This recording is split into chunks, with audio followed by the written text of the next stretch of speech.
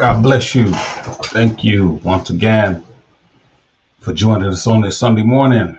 Actually, Sunday afternoon. We went a little different today. I want to do just a little different twist. I usually try to do 12 o'clock, but I said I'm going to do 2 o'clock today. I wanted to do 2 o'clock just to see, uh, just to kind of test the waters a little bit.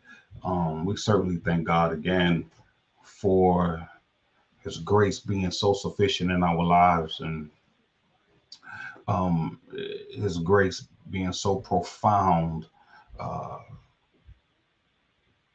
in all of its principles. It's amazing how His grace abounds in our lives, how it uh, shatters the stain of sin, and how it combats the the struggles of our humanity, how it causes us to rise above all that uh, has come to destroy us.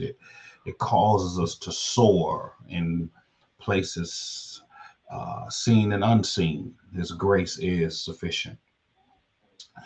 We've been hanging out over there in that Second Corinthians, the 12th chapter, and we won't be doing anything different today than what we've been doing for the last few weeks. We've been over there in that Romans, I'm sorry, in that Corinthians letter to the Corinthian church.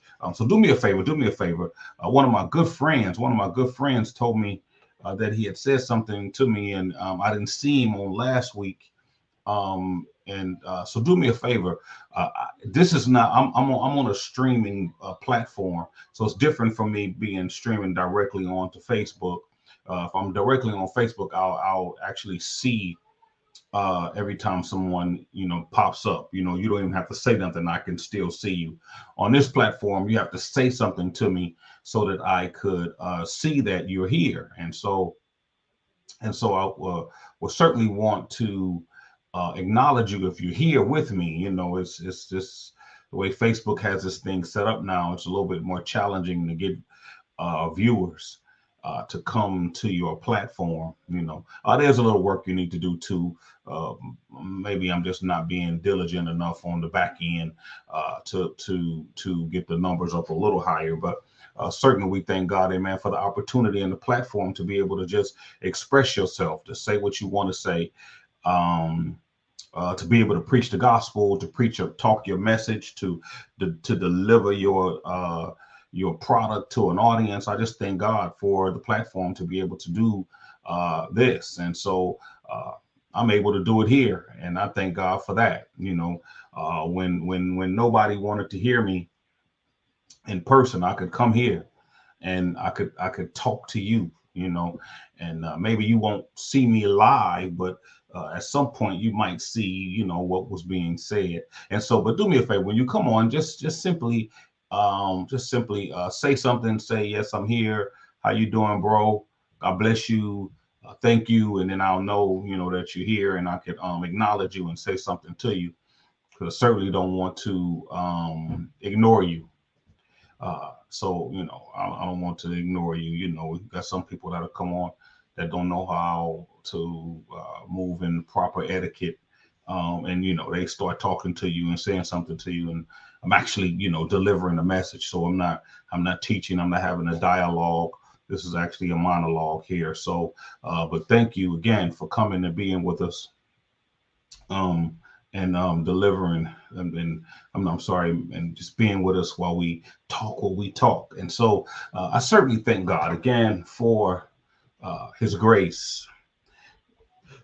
Thank God for the wife. Thank God for my daughter. Thank God for all of my kids. I love them all so dearly, and you love every all of them in a different kind of way, because they have different personality dynamics. But the love for them is endless. Thank God for them. Um, and especially thank God for the wife. It's the grace that's on her life that has sustained me and kept me and pushed me into some areas that sometimes I didn't feel comfortable with, but it was because of the grace that was on her. It settled my spirit and caused me to be able to stand in that situation, in those situations. So shout out to Pastor Debbie, Coach Debbie, my wife. God bless you and thank you for your never-ending support. This is our Life Church broadcast. We're coming on at 2 o'clock today. Just work with us, work with us, work with us. We'll be back at 12 on next week. We're trying to find us a building now. We're trying to find a building now so we can have services at on a weekly basis. So praying for us and just be praying for us. Just be praying for us. Just be praying for us. Just be praying for us. We certainly need your prayers. We certainly need your prayers. If you're looking at the title today, if the title jumps out at you and the title grabs you, it was done to grab you. When we look at grace, we look at grace in such a way sometimes.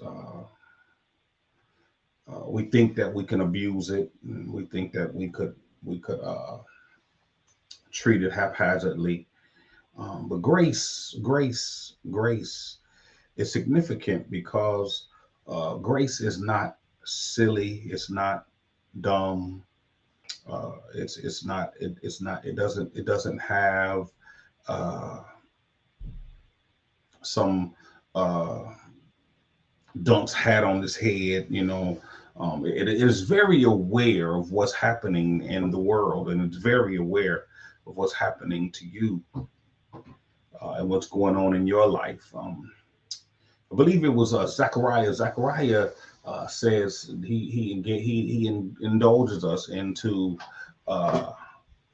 what he calls the spirit of grace, and he positions us there with the spirit of grace.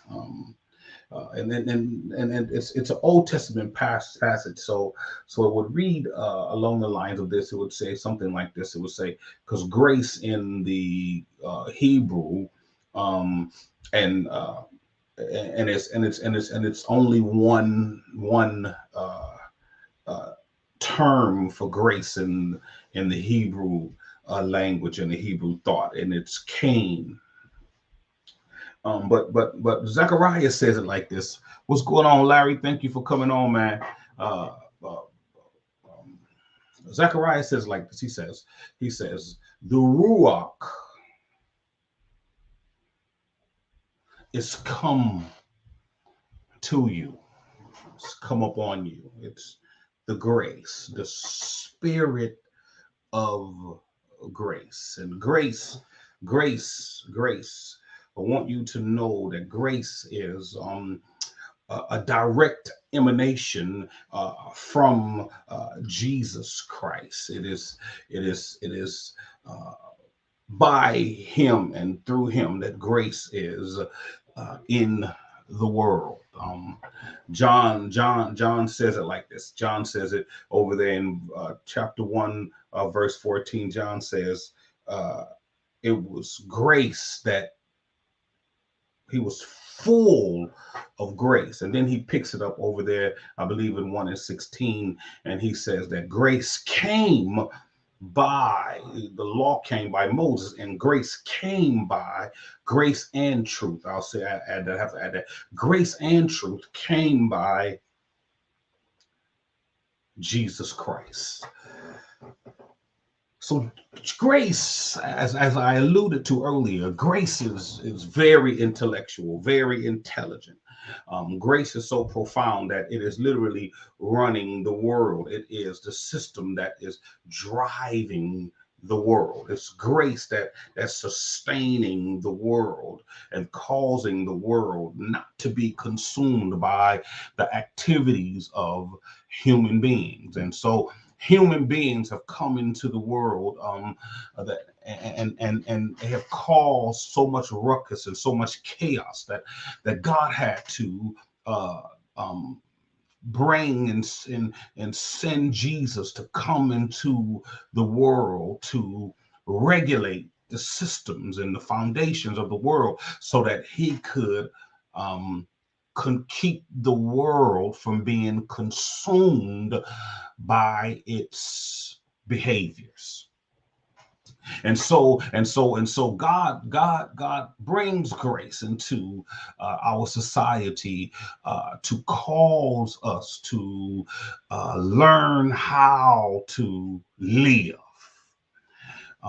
Jesus comes with a message that is challenging to his predecessor, Jewish brethren. They're struggling with this message of grace. They're struggling with this movement of grace. This movement that has come through their system and has violated all of the structure of the law. It has come against the law and it has superseded the law. This grace, and so this grace profoundly projects a message that is clearly thought out and presented by God to Jesus, to the world. And this message of grace tells us that we can live a life that is free. That's not to say that you don't have issues, but you don't have things that hold you hostage, that have you bound at times. That doesn't mean that, but what it simply means that you have freedom in grace. Watch this. Whether you know how to use it or not. Grace is there to sustain you even in your ignorance. Your ignorance will cause you to miss out on a great deal, but grace will sustain you so that you don't lose. You don't lose out on what God has prepared for you. We lose situations, we lose all the time, but we don't lose our life. And so it is grace that is giving us this ability to stay alive and stay moving and stay relevant. It is grace that gives us this ability to rise above what is destroying us or destroying others all around us. It gives us this ability to rise above the nature that is controlling our flesh. Grace. And so my thought today is centered in the thoughts of the Apostle Paul over in the Second Corinthians letter in the 12th verse. But I wanted to add this dynamic of when grace hurts. When grace pains you, you struggling, you're in a situation and you need to get out of the situation, but you don't know how to get out of the situation because your flesh is connected. Your flesh is connected to the situation, and that it's no good for you. That is slowly killing you. Is slowly taking your soul away from you and slowly causing you to slip into depression and slip into situations that are just no good for you emotionally and psychologically. You're struggling to survive, and you want to get away, and you don't know how because you are so entrenched in the situation. Some of us are so loyal and we're so down that we'll stay in situations, and things get stoic, and there's no move of God, there's no freshness happening, there's nothing happening that thank you, Dre. Thank you, bro. There's nothing happening that is fresh. It's stale. It's stagnant. It's no movement, and there's nothing we could do to help the situation. And it just you just fall out under the pressures of the situation. You in denial, but grace is sufficient. Look at this. Denial says it like this. It says denial is a psychological defense mechanism in which confrontation with a personal problem or with reality is avoided by denying the existence of the problem or reality. That's Merriam-Webster. I didn't contrive that myself. Merriam-Webster said that that denial is a psychological defense mechanism that will cause you to go down a situation where it ain't no good, but you just keep holding on to what once was. What once was. It's dead, and it was wonderful in the beginning. It was great in the beginning, and everything seemed to be flowing so wonderfully. He, she, were great. They loved you passionately. They loved you. You loved each other passionately, and it's gone now. It's gone now. It's gone now. It's gone now. It's gone now. And you are stuck. You can't get out.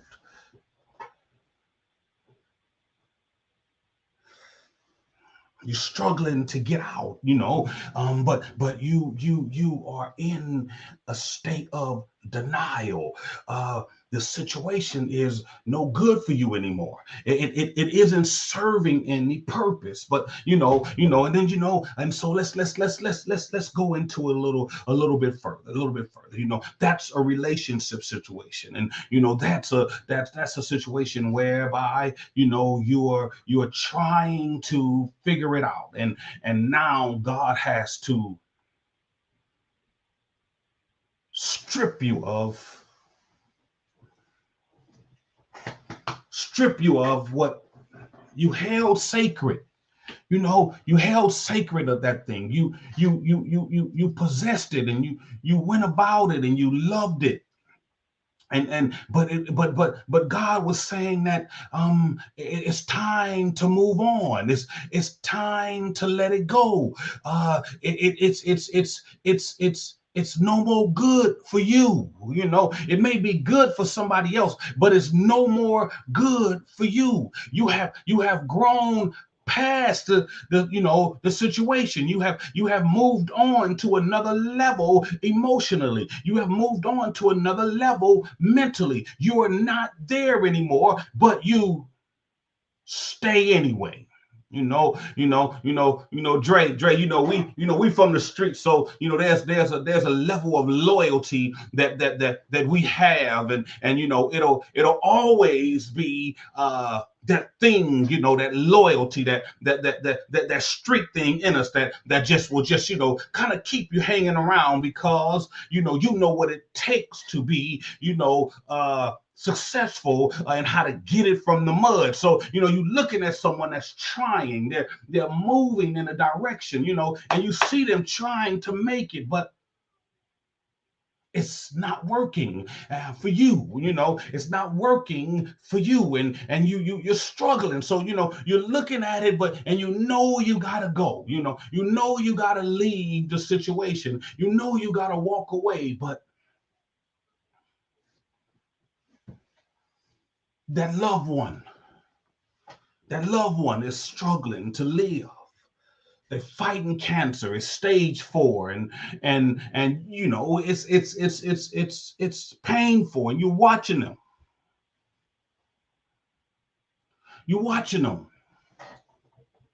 His grace is sufficient.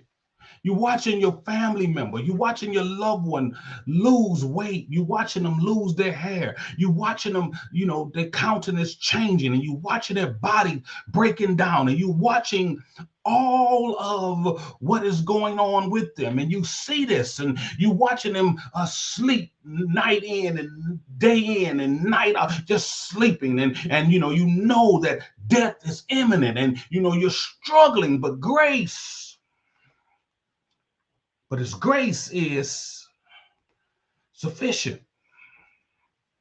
It's hurting you. It is causing you pain that you just can't fathom on your own, in your own strength. You have to have God in the situation, and God is coming.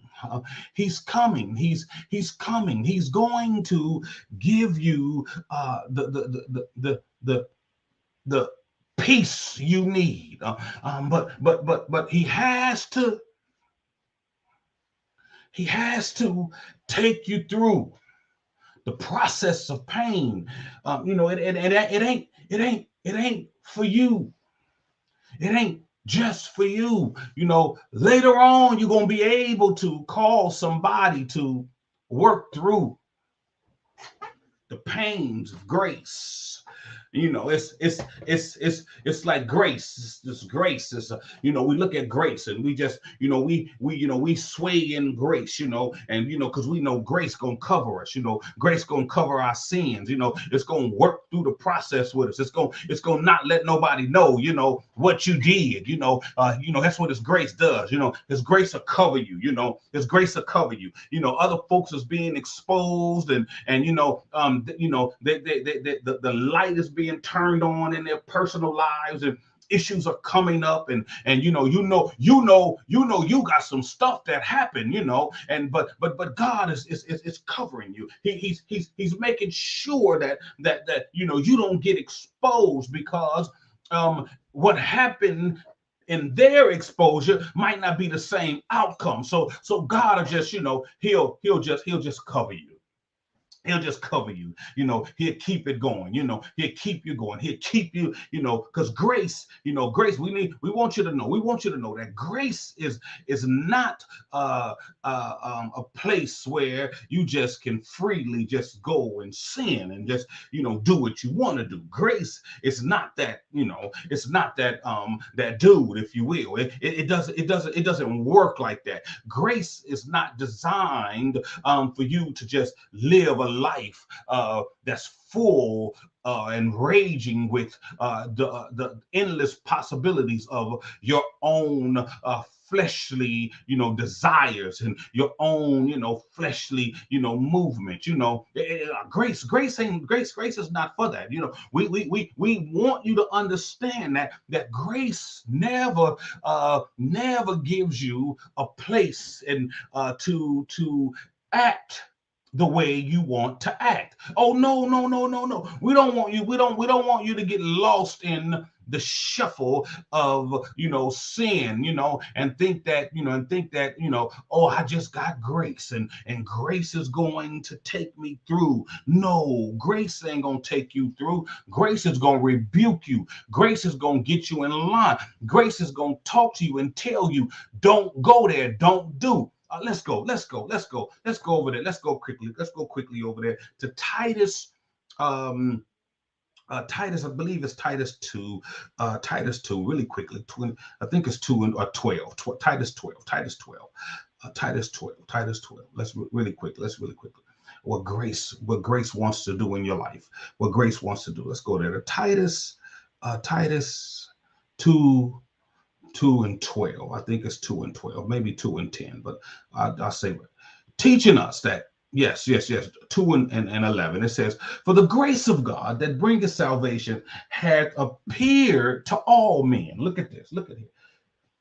For the grace of God that bringeth salvation hath appeared to all men, teaching us that denying ungodliness and worldly lust, we should live soberly, righteously, and godly in this present world. So although you may be struggling, you may be having issues. You may be, because this thing is amazing how the ebbs and the flows of, the ebbs and the flows of life, happen. We have our moments where we seem to be soaring spiritually. You seem to be soaring spiritually, and then you have your moments where you are digressing.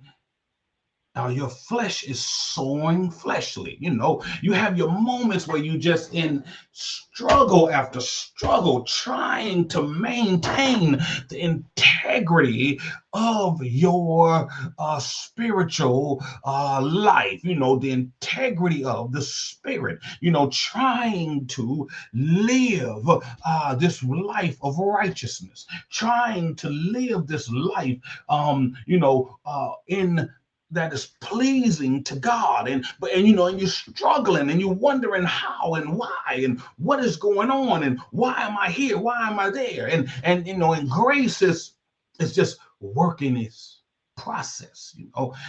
He's slowly moving through the process, and he's slowly working you through. Real quickly. Let's go over the Second Corinthians 12. 2 Corinthians 12. When grace hurts, Second Corinthians 12. And let's go to about let's go to maybe let's go to 10, 12 and 10. Paul says it like this. He says, therefore, I take pleasure in infirmities, in reproaches, in necessities, in prosecutions, in persecutions, in distresses, for Christ's sake. For when I'm weak, then am I strong. For when I am weak, then am I strong. But look what happens. Look what happens. Paul has a situation that he is struggling with. He has these infirmities that is happening in his life. And I'm just going to touch really quickly here. He has these infirmities that are happening in his life, and these infirmities are causing him a great deal of stress and pain. Uh, I like the compound nature of this word distressed here. This word distressed here, this compound nature of this word distress. It's amazing because it talks about us being stressed in a particular place, a location. You're stressed by a particular situation. um you're distressed, you are struggling. Stenochoria. stenos stenos is a narrow area. You know what stress does to you. Stress makes you feel like you're closed in. You can't make it. You're closed in. You're just struggling. Stenos, it's a narrow place. It's a narrow place of mind. Your mind is consumed and wrapped around in your present situation. She's stressing you out, he's stressing you out, they're stressing you out. And they put you in some type of constraint. This is what stress does to humanity. It does this to your flesh. It causes you to move in a confined area. um uh, um but the antonym or the synonym to the word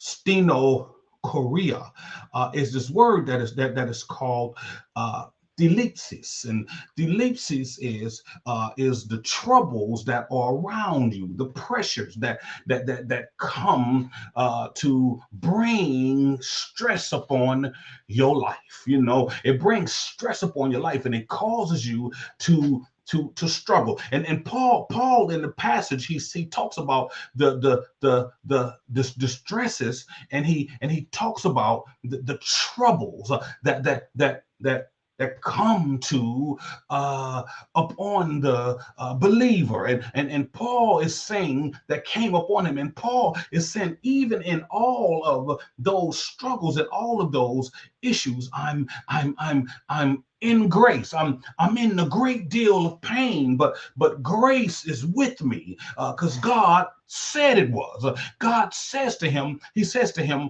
Paul, my grace is sufficient. I understand that you're in persecution. I understand that you're having tribulation. You know why? Because I put you there. I put you in this situation because of the greatness of the revelation that is on your life. I'm going to tell you, my brothers and my sisters, there's something so great and something so significant in your life that is so profound that you have the ability to do. You have the function to do, and you've been doing it, and you've been causing some distress in the devil's kingdom. You've been causing folk to leave the devil's kingdom and come over here to Jesus. You've been causing folk to stop doing drugs. You've been causing folk to leave distressful scenarios, and you've been causing folks to go to the next level. You've been causing folks to be relevant in the world. And so because you're so profound, God has given you a revelation that is so profound that you know what? He has to center you. And so look at the ellipsis. Look at the ellipsis. The ellipsis refers to troubles pressing upon someone without. Whereas distress or the word steno chorea deals with what is happening within, persecution, affliction, or tribulation, those things happening within, and the ellipsis says that I'm going to bring trouble to you, and I'm going to cause you to fall into distresses, and I'm going to cause you a great deal of pain. So the pain of grace is still sufficient for you. Now look how disrespectful the devil is here. Look, somebody is putting private dating chat girls on the feed while we're ministering. They putting it on the feed. Look at the feed. I don't know if you can see it like I can see it, but somebody is putting private dating chat girls in the comments, y'all. But we know that his grace is sufficient. There's an anointing on you. There's a power on you. There's something, that a revelation that you're operating in, a revelation that you have, a prophetic vision that you have, a gifting that you have that is so profound.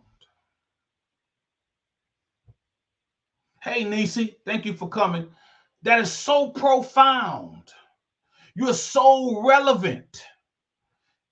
I know the world and the circles you travel in don't let you feel that. They isolate you. they isolate you. They, you know, they push you to the side. They want to close you off. They want to shut you down. They want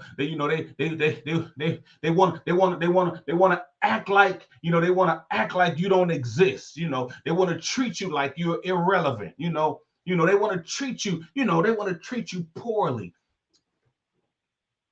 That is the messenger of Satan that comes to buffet. I don't want you to think that you're not immune to the pressures that the Apostle Paul went through.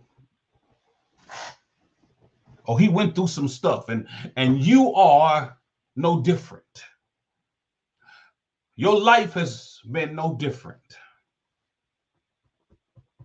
If some of us told our stories and told the pain that we're carrying, the struggle that we, the issues that we're carrying. Hey, Monica, if we just sat down and we just told our story, what it would do,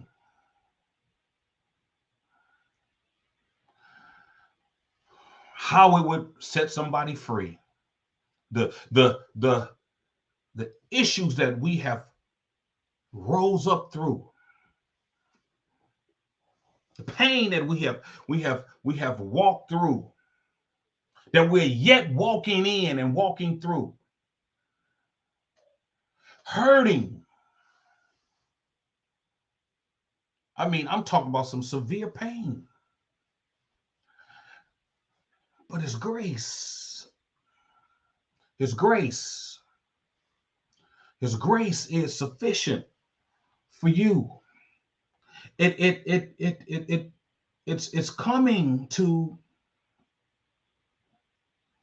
coming. It is here to make your life better.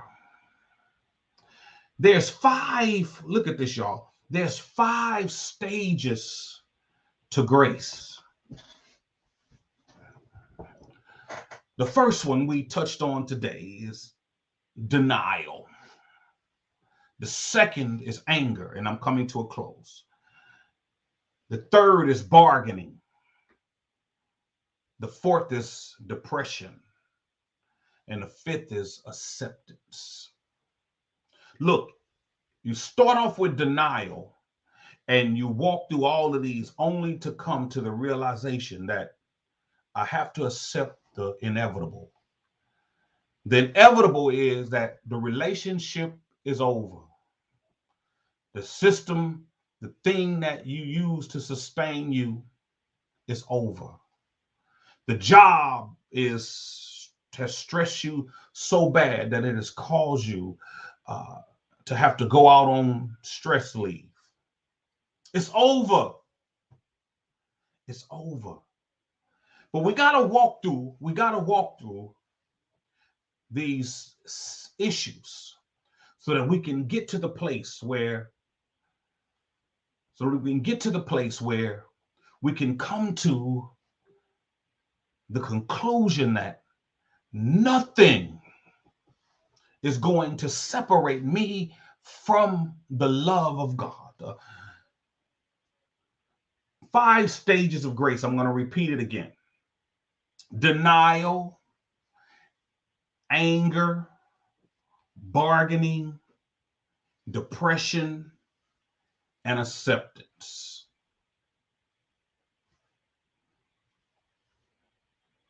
I'll read it again.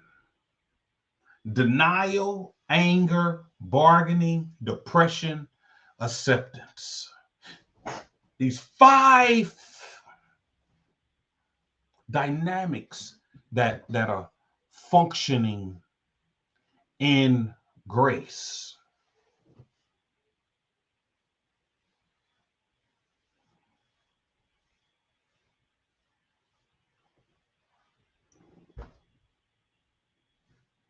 Yes, Monica. I received that.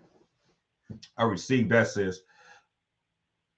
That moment and that place and that time has come where you got to understand that it's simply over. That moment in your life, that 10 years, that 5 years, that 2, that 1, that 6 months, you got to work through that process, and you got to deal with the pain, and you got to walk it through, because it's not going to go away until you go away. When you realize that you got to go away, and you got to come to that place, you got to come to that place. I was reading a book. Watch this. I'm gonna read the first part of the book, because all of us at some point have lived here. Read the first part of it. Let's read the first part of this. What it says. Sometimes I wonder if the past I'm trying to preserve was even real, that it actually happened, and I haven't created this fantasy in my head of what we were. We were good. We were happy.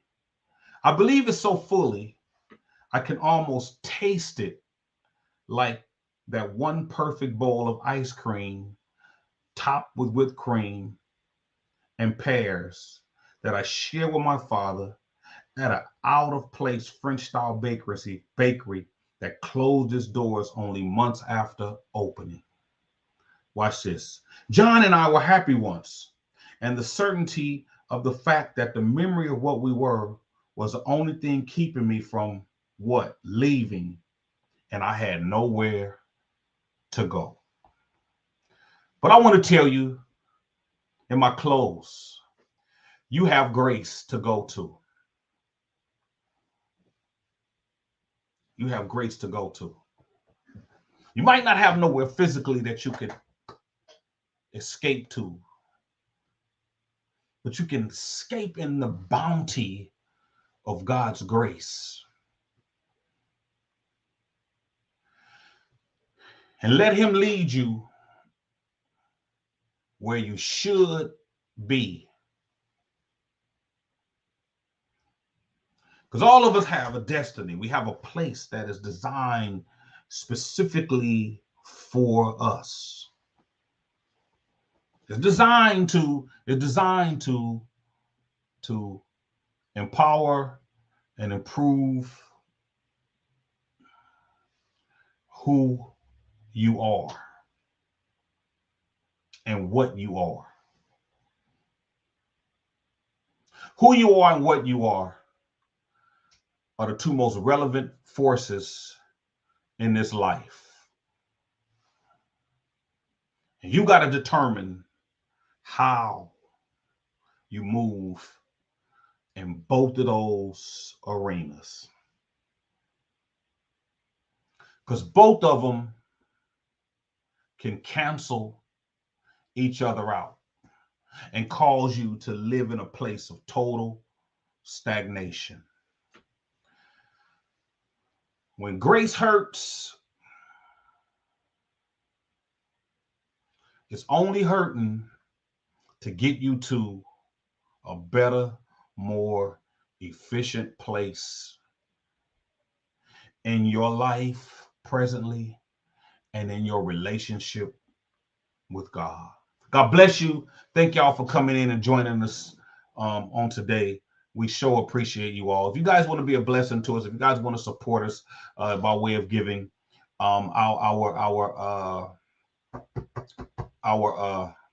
giving platform is what's the thing? Oh, I can't think of it. It's lost my mind.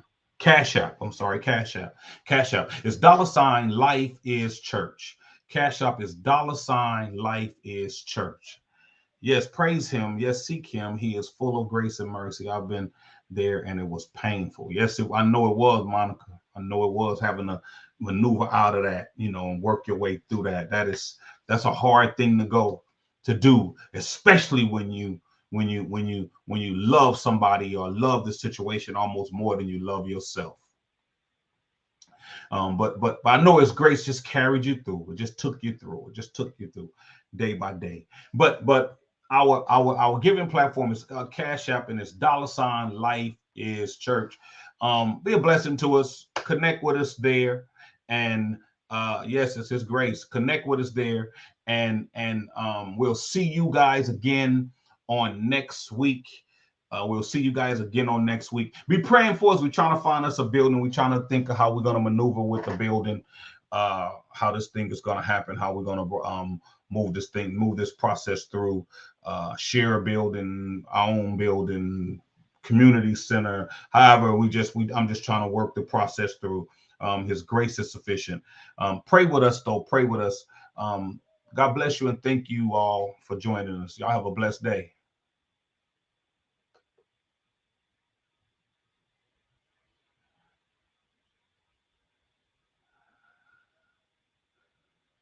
Yes, First Lady. Yes, give through us to support our kingdom agenda. Actually, our kingdom agenda is I'm sorry, I'm coming right back. Our kingdom agenda is to help teenage kids with mental health issues, and so we're really becoming more and more passionate about that, as we just see what's happening in our world. A forgotten sector of what happened when we went through the pandemic was, kids. Kids were really suffering. They were really suffering. They had to be isolated from their friends, and kids are the most social creatures in our society. They thrive on being around their friends, and just have to be cut off from all of their friends and be at home, some without any siblings, and then others that got just their brothers and sisters. And you get how it is when you got brothers and sisters. Y'all get on each other's last nerves, and so we want to just we want to work with the kids, and work them through their processes, and listen and hear what they have to say, and give some wisdom that we're so full of, to be a blessing to them. So if you guys could give through us to help us on that end, to help us reach that platform that we're trying to get to minister to kids with. Yes, Nisi, I got you in prayer for sure. We got you. So we're definitely praying for the babies. We're praying for you all too. So we understand what's happening. We understand. We see in the spirit.